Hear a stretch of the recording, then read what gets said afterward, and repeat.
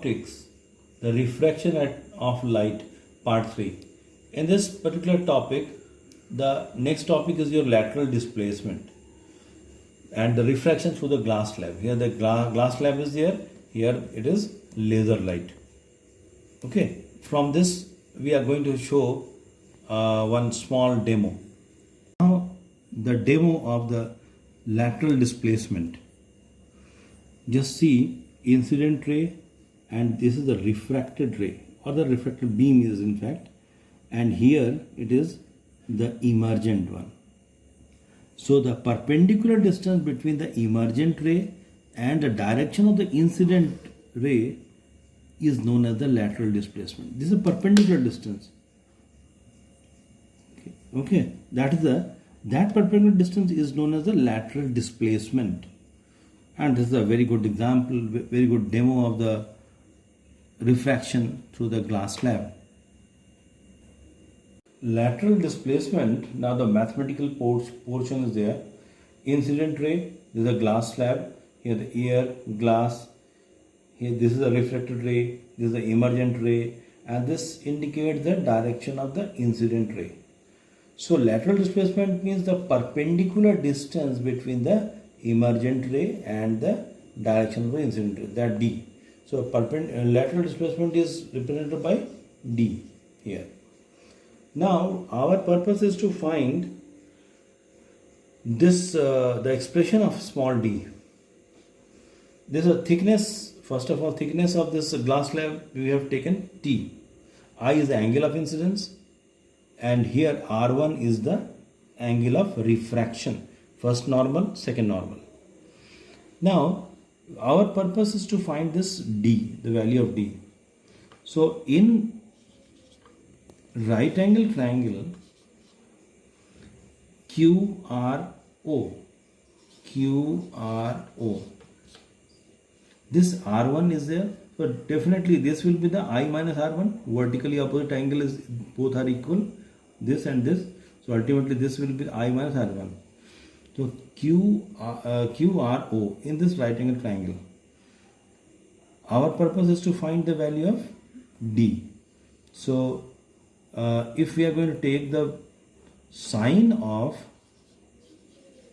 I minus R1, so P by H, that is your D by OQ, right? First step, right? Or we can write D is equal to OQ sine I minus R1. Say this is 1. Now our second step is that we have to find out this value of OQ. So again in right angle triangle, this one, just to see here in the diagram, OPQ. Our purpose is to find the value of R1. OQ. Our purpose is to find the value of the OQ, not R1. R1 is this particular angle of refraction. So, and this we know, this is the T. So in this right angle triangle, base is your T. B by H, we have to take it. So cos of the angle R1 is equal to, cos of R1 is equal to B by H. B is your T and H is your R1. So ultimately B by H, R1 is your R1 is the angle, in fact here it is OQ. So our purpose, why we are going to find this particular right angle triangle, the value of OQ we are finding and put it here. So OQ, so ultimately OQ is equal to how much it is? T by cos R1. Now put this value in equation, this is equation number 3. Put this value of OQ in equation number 2. So equation 2 becomes D is equal to T by cos R1 into sine I minus R1. This is your expression of lateral displacement. We can write it in terms of sec also. T sec R1 sine I minus R1. This also we can write it. So lateral displacement depends on what factor? T. It depends on I minus R1. It is inversely proportional to cos R1. So this is the expression of lateral displacement. Refraction through the multiple or compound refracting media. Here air, water, glass, again air. Multiple refracting media is there. Incident ray, it bends obviously towards normal. This again it bends, and it here as the ray is coming out from glass to air, it goes away from the normal. Say this is I, this is R1 angle of refraction.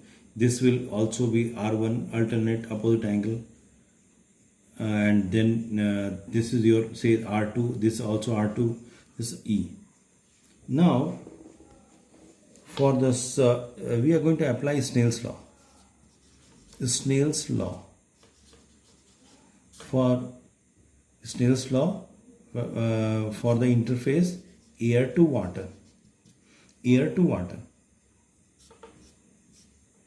Then sine of angle of incidence by sine of angle of refraction is equal to refractive index of the second medium, means the water W with respect to air. Number one, right? Again for the we are going to apply Snell's law for the interface water and glass. Interface water and glass. Here we are going to apply the sine R1 angle of incidence here R1 by sine R2 is equal to refractive index of glass with respect to water. Number two refraction occurs. Now third one here, the interface is between glass and air. So here sine of angle of incidence, that is R2, by sine of angle of refraction, that is E, we have taken refractive index of air with respect to glass. The three equations we are having. Now just to multiply all the three equations. If we are going to multiply, so what we are going to say this and this. If we are going to multiply, just see properly, it is going to cancel each other. So ultimately we will get the 1 is equal to sine R1 cancel if you are going to multiply like that only. So directly I am writing the 1 is equal to mu WA into mu GW into mu A to G, right? So after this, getting this particular relation, what happens if we are going to write this one refractive index of glass with refractive index of air with respect to glass, we are taking it here. So ultimately mu WA into mu GW is equal to 1 by this one mu AG. This we can write it with the help of principle of reversibility mu GA. So ultimately mu WA into mu GW is equal to mu GA. So on the basis of this particular relation, we can find the refractive index of any of the interface or the media, right? This is the reflection through the multiple refractive media. Very simple phenomena of the reflection of light. One pencil is there and the glass and the water. Now I am taking the pencil inside the water just to see the it appears to be bent. Pencil appears to be bent. Just to see it properly, it appears to be pencil to be bent. Reason is that why the pencil appears to be bent, because a ray of light is coming from denser medium to the rarer medium. So the virtual image is formed here. Virtual means the image formed in air.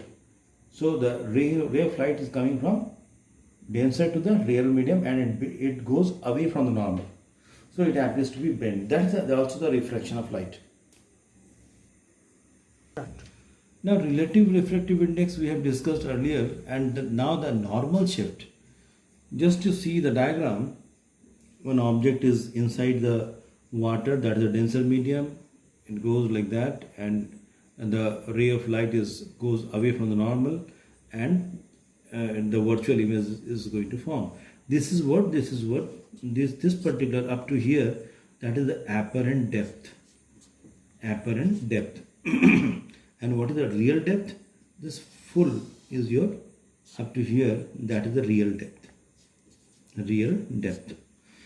So one simple very important formula is there. Refractive index of second medium, or we can say the refractive index of second medium with respect to first is equal to real depth by apparent depth.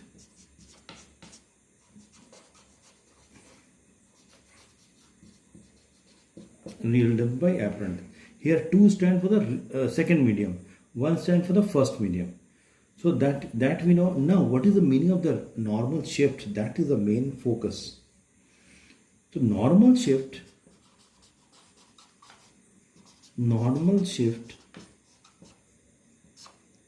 usually denoted by x is equal to AC minus AB. That is normal shift. AC minus AB. Now AC minus AB, B is the position where the virtual image is formed. Now if we are going to take AC common, so 1 minus AB by AC, right? Now AC 1 minus AB by AC, we can write it 1 by mu 2 to 1. Real depth by apparent depth 1 by itna. Real depth AC by apparent depth, just inverse of it. So is equal to AC is what? AC, the value of AC is the, say this real depth is your we have taken this say the H. If a real depth is taken as H, then AC is your H 1 minus 1 by mu 2 to 1.